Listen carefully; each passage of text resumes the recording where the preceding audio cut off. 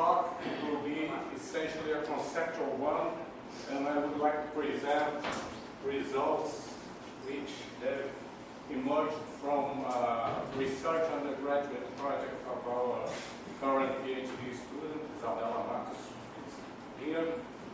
And to justify somehow the style of my presentation, which will be a little bit provocative, and I will try to tease you a little bit, I would like to tell something about Yoavi, of course. And there was a gathering there at home, and at the time I used to be a coordinator of the Electromagnetism 101, Physics 3, a basic course in physics here at our institute. And then we had recently tried multiple choice questions. And I delivered some multiple choice questions there at our party.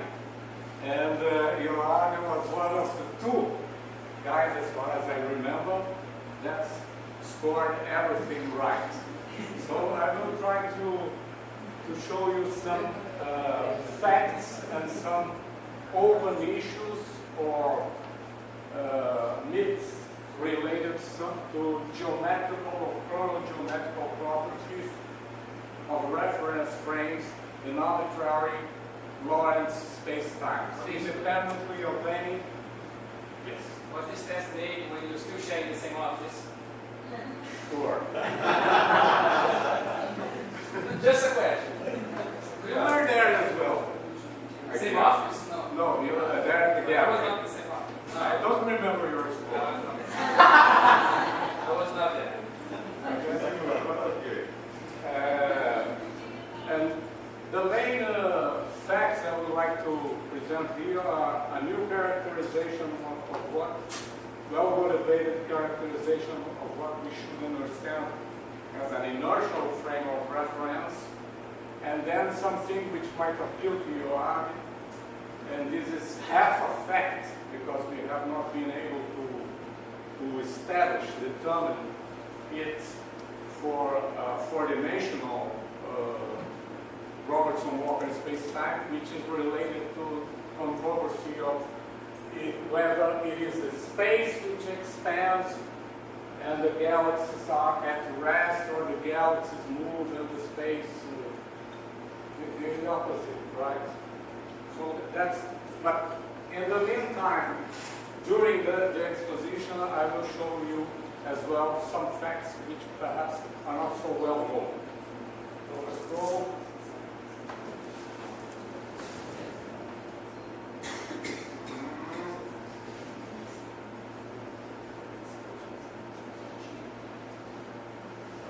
For background, I will have to, for starters, I will have to set some definitions or notions. This is what I call the background. There will only be two main parts, the background and then the facts and myths. And for background, I would like to remind what we understand. I mean, me and Isabel and some other people, it's not a first lady of ours, as a relativistic space-time. This is just to set the context. And of course, it's a manifold and a Lorentzian manifold. Then, another question for you, what would be an instantaneous observer in this background, in this setup? And this means the choice of an event and a forward velocity, the state of motion of a possible detector or detecting operators, measuring operators in that given event.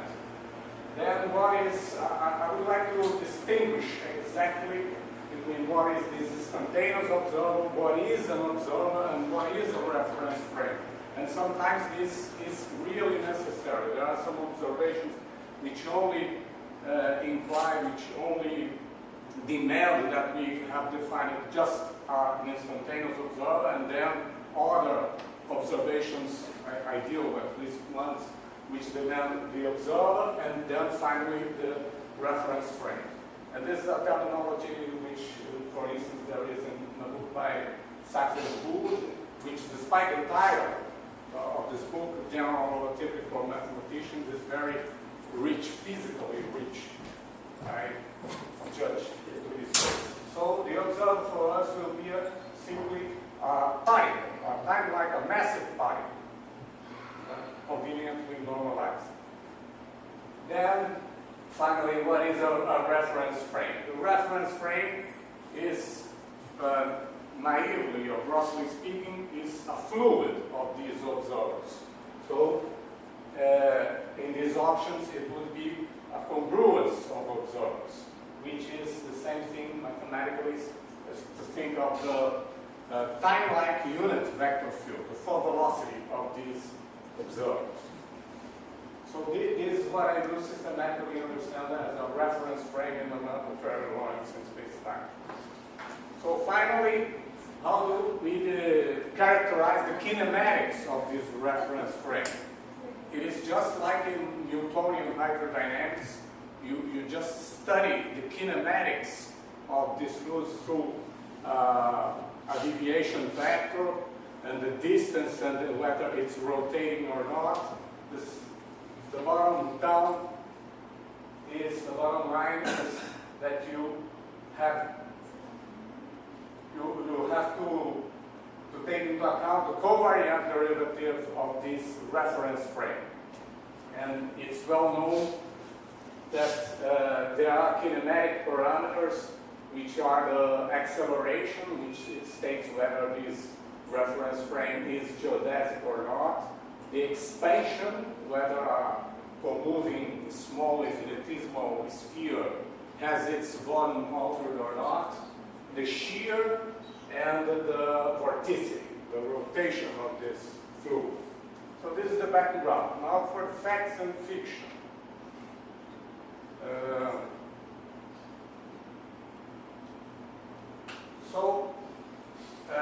One first question is, it's well known, and we always say this in our basic course on general relativity, that at any given event for a Lorentzian space-time or Riemannian space-time, you can always choose a coordinate system where the current Christoffel symbol is 0, vanishes at that given event. It is also reasonably well known that it's also possible to make these Christoffel symbols vanish along the observer, an arbitrary geodesic observer, excuse me. And this sometimes people say is related to the validity of the equivalence principle, because when we are in free fall, we destroy the gravitational field. People say this sometimes. But what is not so well known is that you can always, in an arbitrary space-time, you can vanish the Christoffel symbol along any arbitrary observer, even if it is accelerated. That's a fact, it's a well-known fact. And what else? Can the redshift along any arbitrary non-geodesic be made to vanish for an arbitrary space-time? This is also possible for an arbitrary space-time. This is somehow related to the expansion of the universe, in the sense that if you can make the redshift 0 for a given source, choosing the speed of your detector here, it somehow suggests that you might be canceling the expansion of the universe.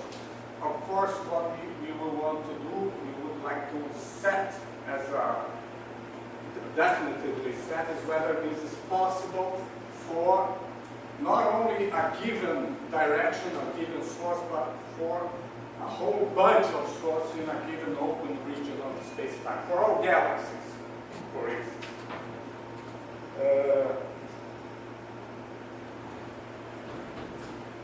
Next, this is one of the things Isabel did, which was to propose a new definition for a frame of reference, an inertial frame of reference, in an arbitrary space-time. There are several suggestions in the literature. So you choose yours, and what we have chosen is the second one, because a frame of reference and cons for one or other, but we chose this one because it has to be an extended body, and it has to be essentially as take Minkowski spacetime and inertial reference frames in Minkowski spacetime. All the kinematic parameters are zero, or equivalently, it's covariant derivative of the vector field. The for velocity is zero.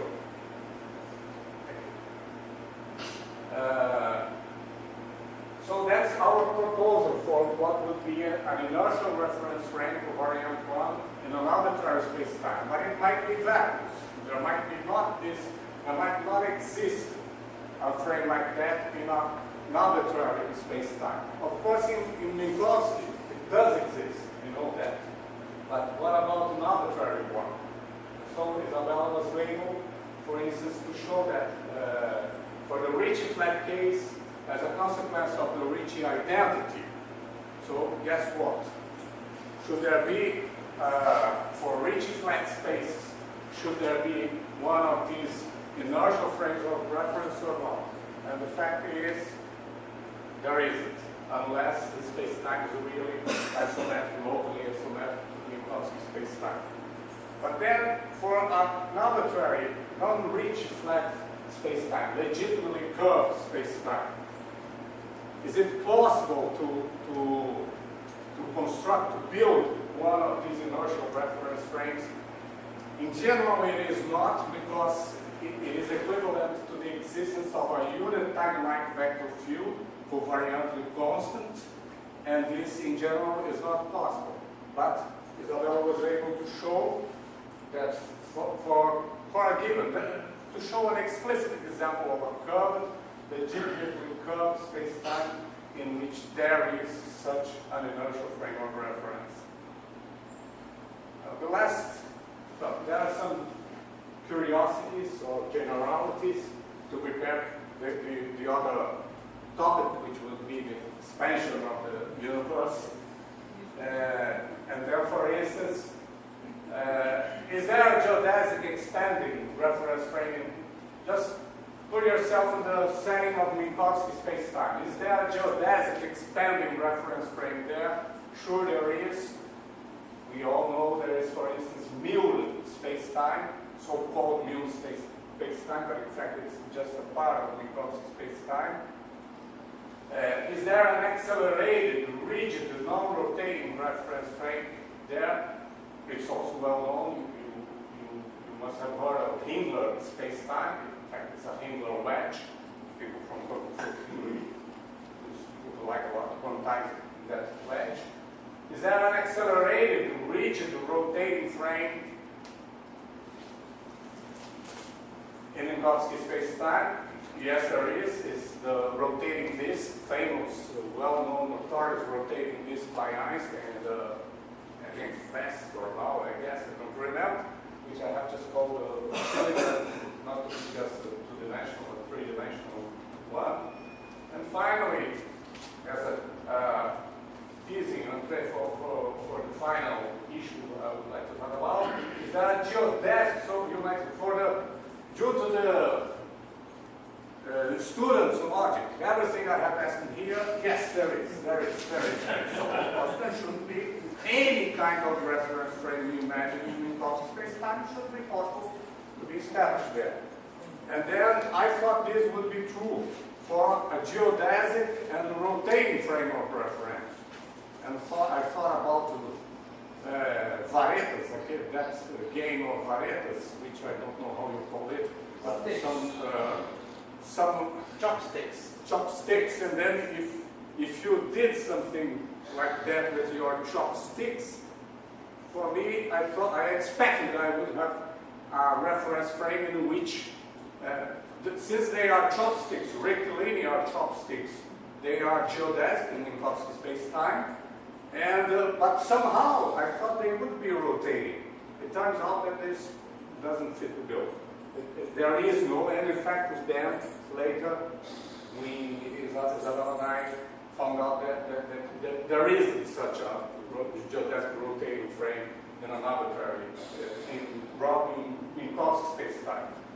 So finally, frames in arbitrary spacetimes now. Okay, that's fine. I don't know.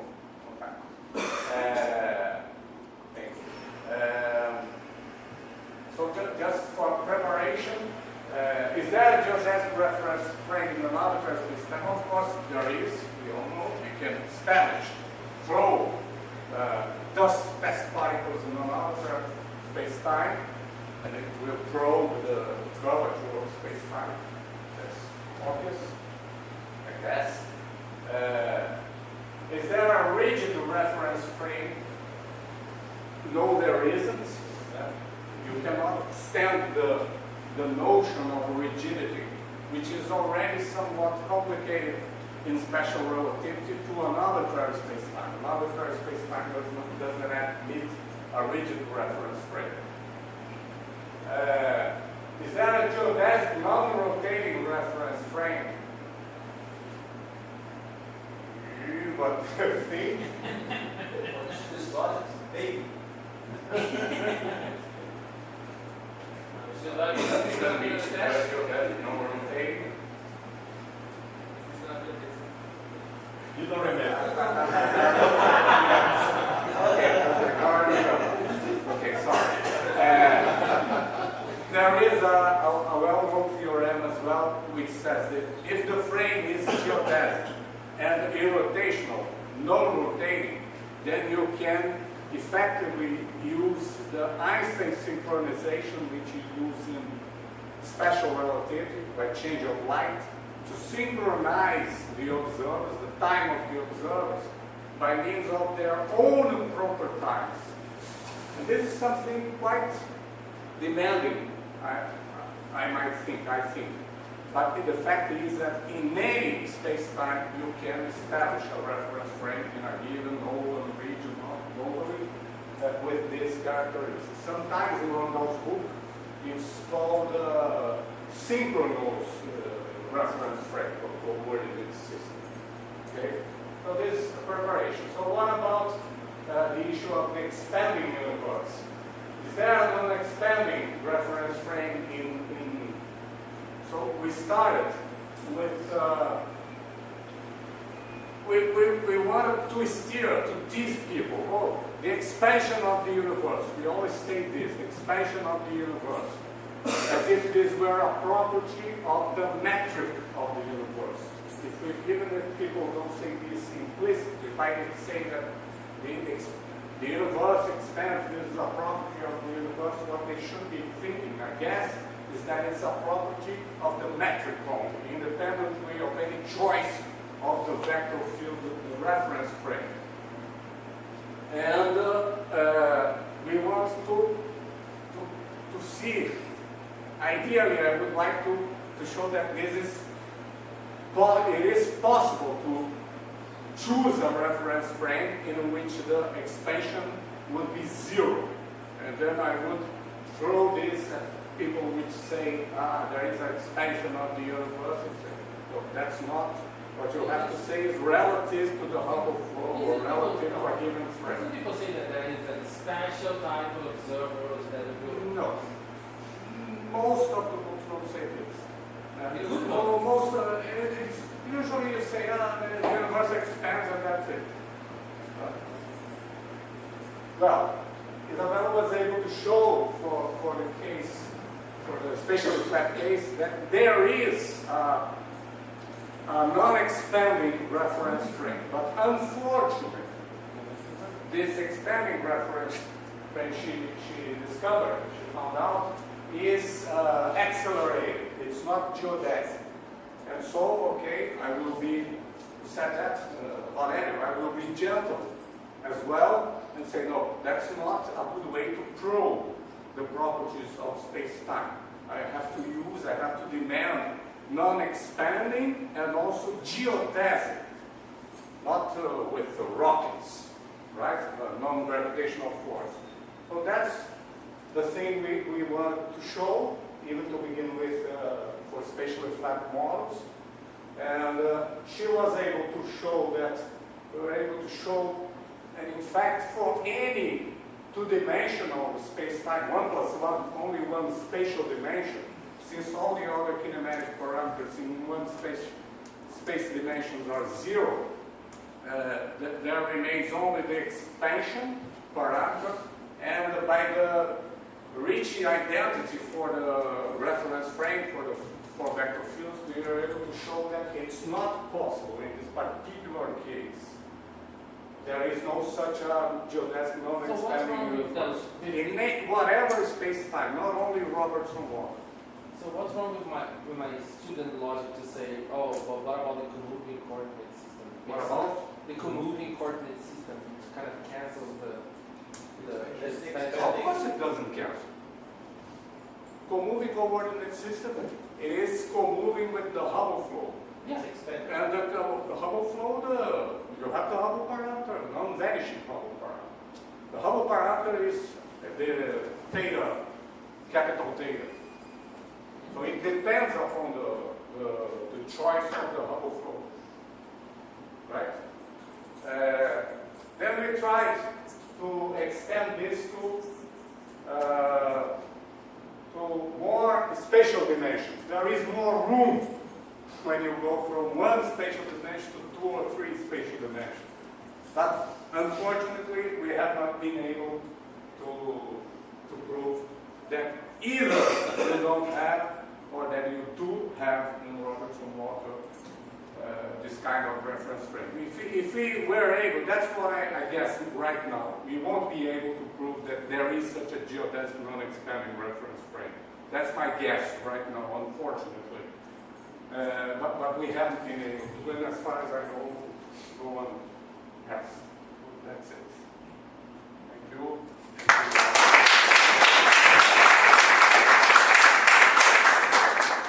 questions?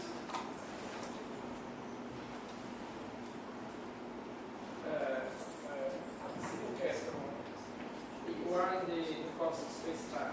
Not at all.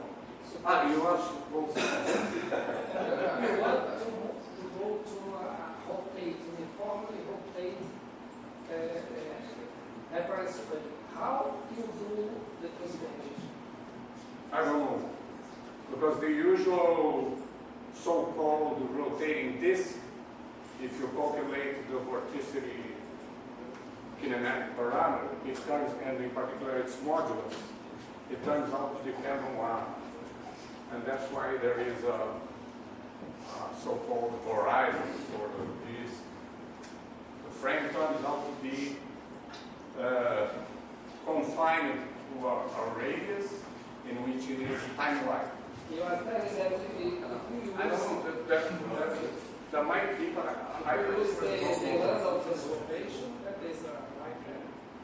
If you go first from the pseudo-Cartesian coordinates, co-moving with a Minkowski space-time, to circular coordinates, spatial cylindrical coordinates, and then you put your fine angle, such as, for instance, goes to phi minus omega t, where omega is a constant independent of t, it turns out that the vorticity kinematic parameter is no longer a constant.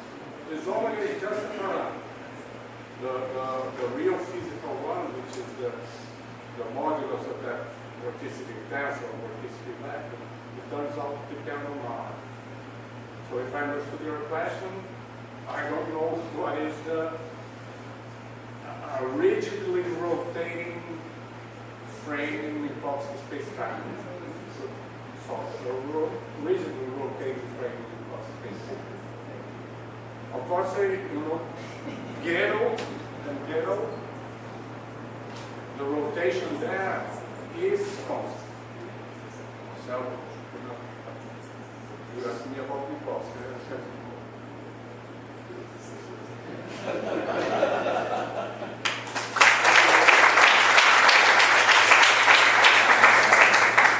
So before you have the final speech, when those speeches, the Directional Institute wants to make a short brief statement. So Tony, our vice director, Good afternoon. our local camera. Good afternoon, everyone. I will be brief, on behalf of the Physics Institute, I'd like to thank Professor Yoa for his contribution to the field, for the several researchers he trained, and for thousands of students that he helped to form, including myself. I was his student some decades ago. So thank you very much. We appreciate your contribution.